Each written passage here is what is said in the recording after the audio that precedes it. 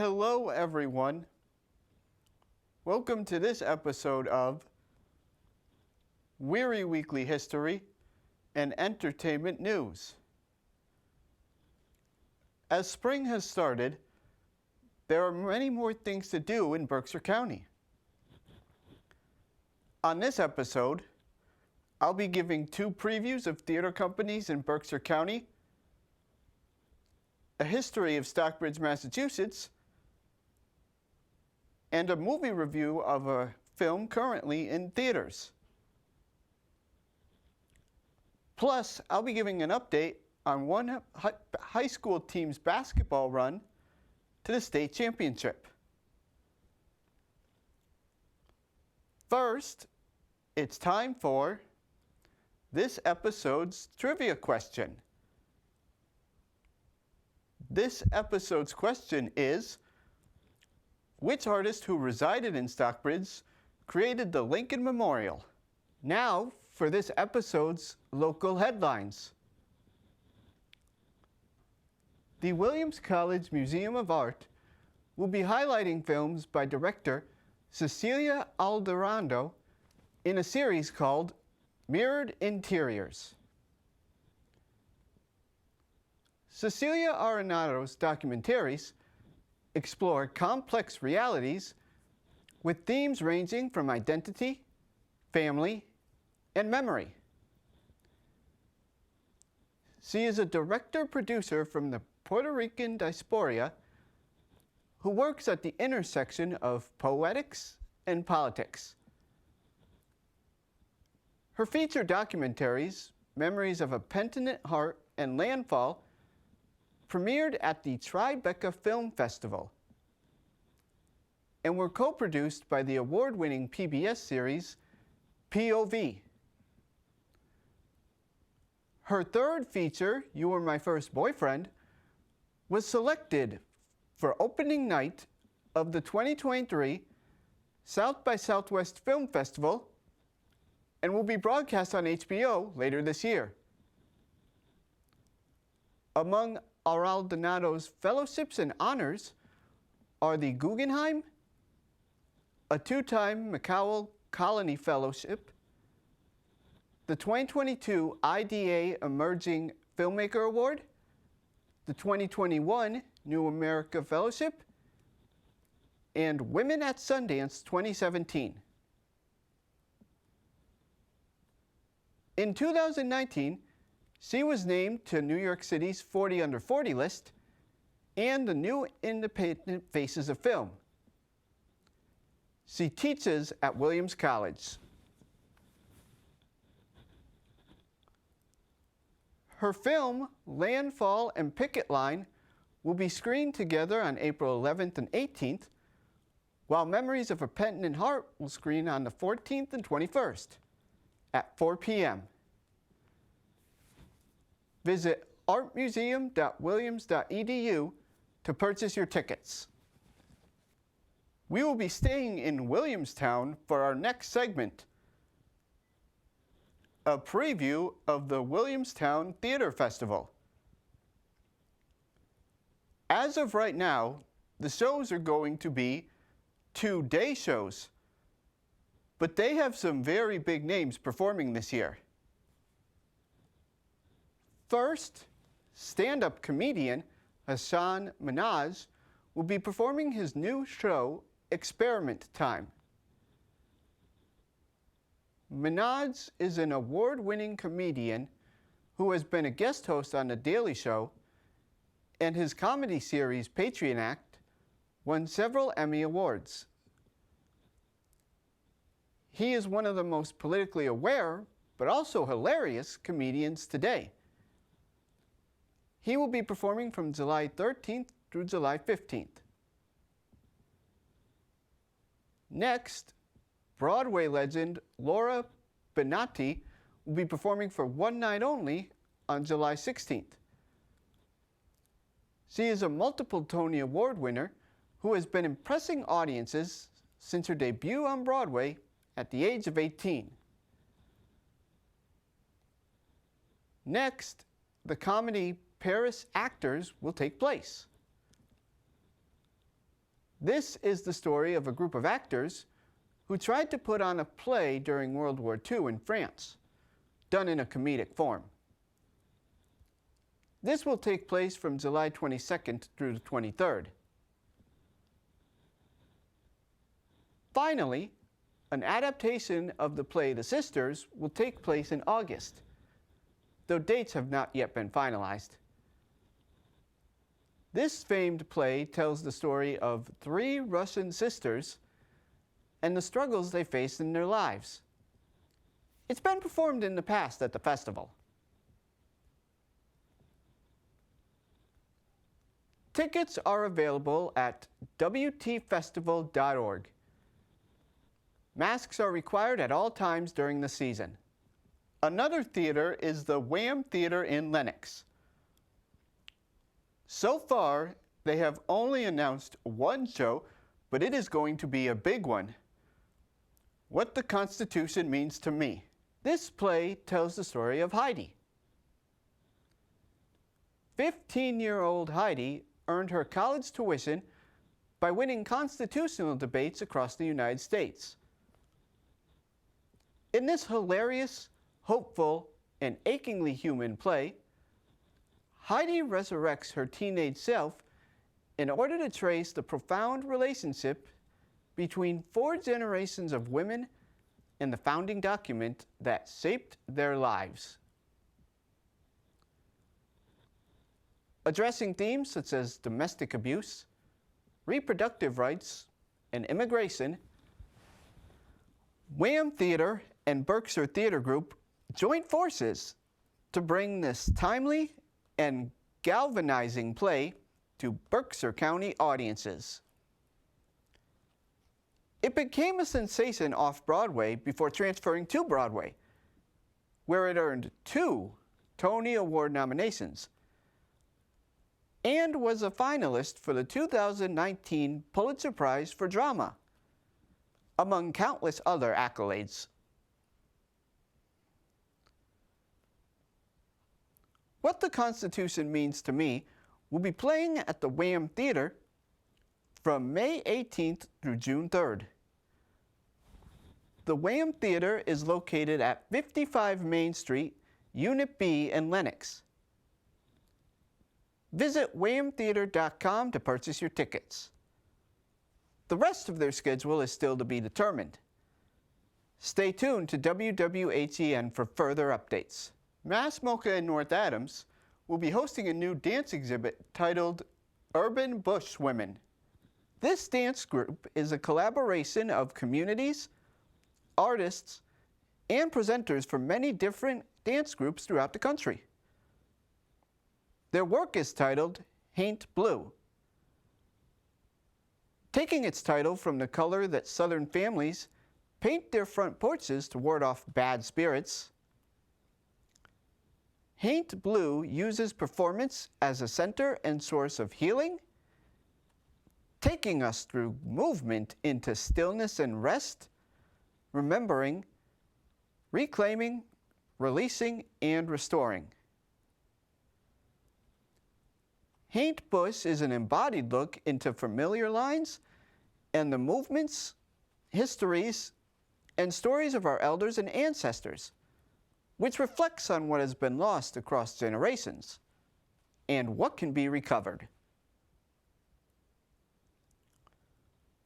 Urban Bush Women's Haint Blue will be showing at Mass Mocha from April 19th through the 22nd. Visit massmocha.org to purchase tickets, and masks are required. Basketball fans across the country celebrated March Madness as college basketball teams played throughout the country. Locally, one high school team, the Taconic Thunder, earned its spot in history as well.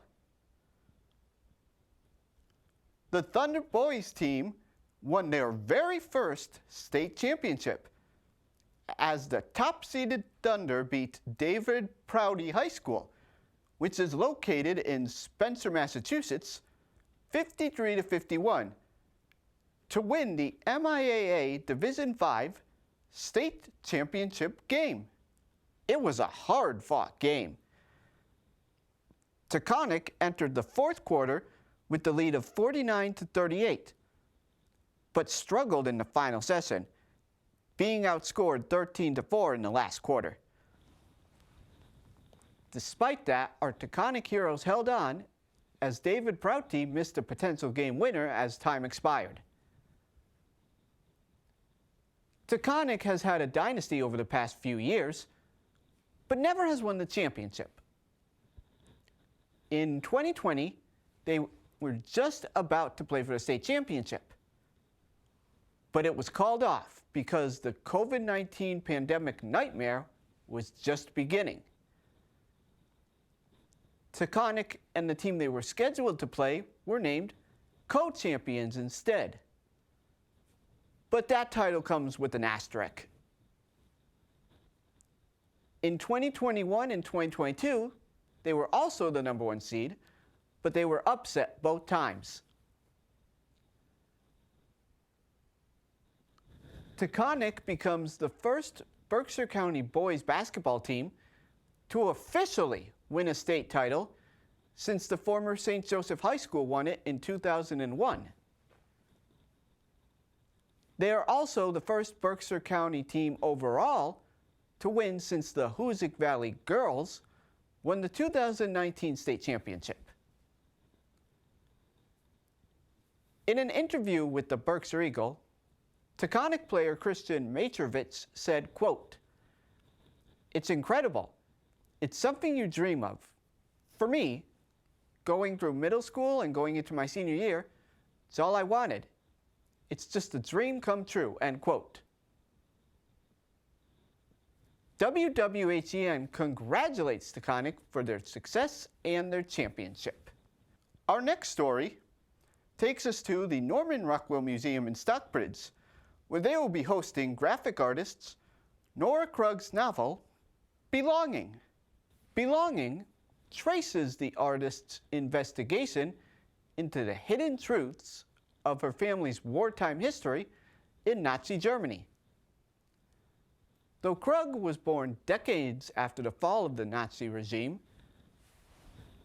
the Second World War cast a shadow over her childhood and youth in the city of Karlsruhe, Germany.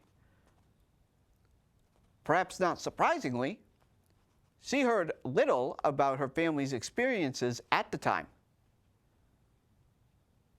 Though all 4 grandparents lived through the war, it was never spoken of.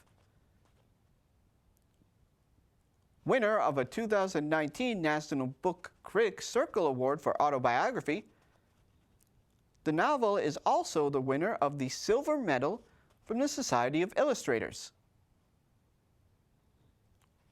It was named a Best Book of the Year by the New York Times, the Boston Globe, San Francisco Chronicle, NPR, Comics Beat, the Milwaukee Journal Sentinel, Kirkus Reviews, and Library Journal.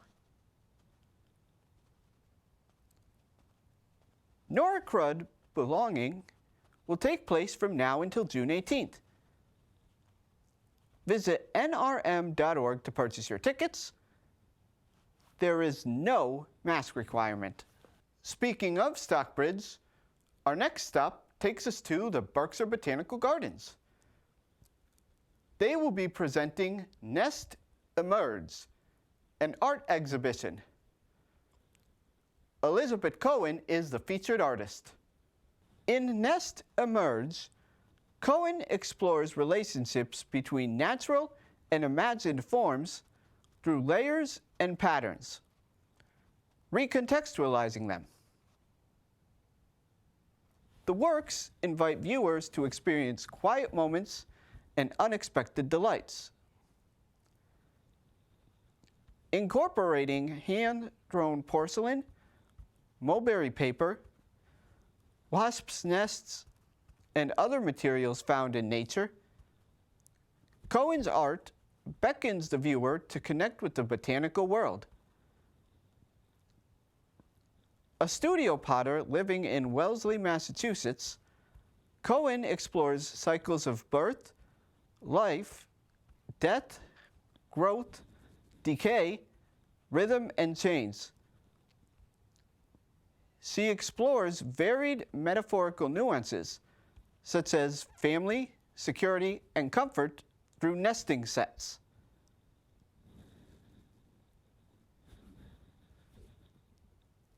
This exhibit takes place from Friday, March 31st through Sunday, April 30th. Nest Emerge will exhibit in the Garden Center House, Linnebark Galleries. Hours vary. Visit the website shown here to purchase your tickets. For our final piece of Stockbridge stories, we are now going to be going on a history tour of Stockbridge for our next segment. Stockbridge was settled by British missionaries in 1734, who established it as a praying town for the Stockbridge Indians, an indigenous Mohican tribe. The township was set aside for the tribe by Massachusetts colonists as a reward for their assistance against the French in the French and Indian Wars. The Reverend John Sargent from Newark, New Jersey, was their first missionary. Sargent was succeeded in this post by Jonathan Edwards, a Christian theologist associated with the First Great Awakening.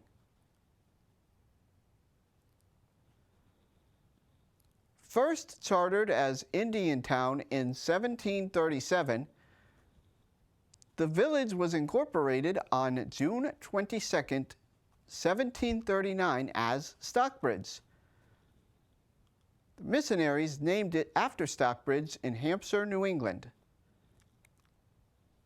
Although the Massachusetts General Court had assured the Stockbridge Indians that their land would never be sold, the agreement was rescinded. Despite the aid by the tribe to the American patriots during the Revolutionary War, their lands in Stockbridge were stolen by white townspeople. The tribe was forced to relocate west, first to New York, and then to Wisconsin. The village was taken over by European American settlers.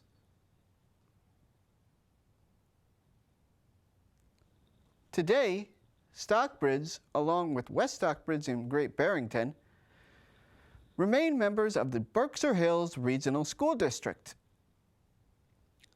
All students in the district attend school in Great Barrington, with elementary school students attending Moneybrook Regional Elementary School, middle school students attending Monument Valley Regional Middle School, and high school students attending Monument Mountain Regional High School.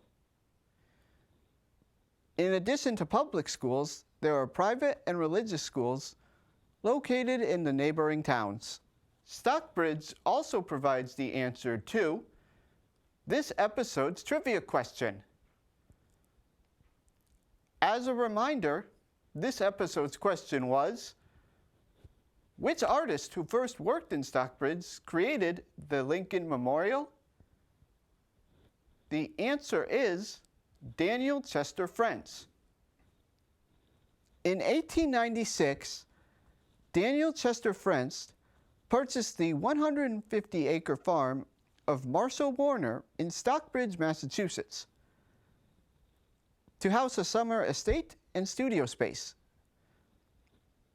At this time, the French had already achieved national notice, primarily for his bronze The Minuteman statue, commissioned in 1873 and placed at the Old North Bridge in Concord, Mass. In 1875, following his purchase of the farm, French had built a studio on the property to a design by his friend Henry Bacon. This space would become French's primary studio space for the rest of his working career, even though he divided his time between Stockbridge and New York City. The Lincoln Memorial was designed there, and it was opened to the public on May 30th, 1922. Last year was the centennial, and at Chesterwood there was a huge celebration honoring this. Finally, it's now time for this episode's movie portion of WWHEN. This week, we are going to be reviewing the new film Dungeons & Dragons: Honor Among Thieves, which is currently in theaters. The plot concerns a caper crew led by the bard Elgin, who finds himself jailed with the party's barbarian Holga during a heist on behalf of a mysterious wizard. 2 years later, Edgin and Holga escape prison to find that fellow party member, Fords Fitzwilliam, has become the Lord of Neverwinter and is in possession of both Edgin's daughter and a magical tablet that was the subject of the crew's previous heist.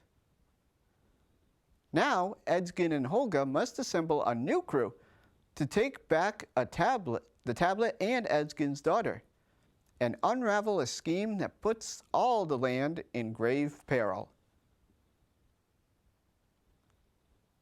So what did I think of this movie? I think it's a great action and fantasy film with an amazing cast to boot. It's very reminiscent of the Game of Thrones series, but with far less violence and sexual content. It's good for a more mature audience. It's based off the popular Dungeons & Dragons board game, but the movie isn't confusing for newcomers like myself.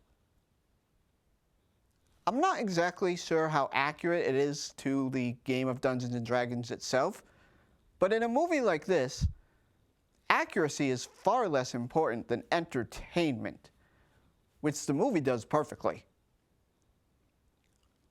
On a scale of 1 to 10, I give this movie a 9.5 for pure entertainment value. That ends this episode of Wehry Weekly History and Entertainment News. If you would like to watch this or any other WWHEN episode again, you can visit Pittsfield TV's and CTSB TV's websites shown here, or visit NBCTC's Facebook page. Also, if you would like to see the episodes in HD quality, make sure to check out my YouTube page at RT Wehry. Thank you.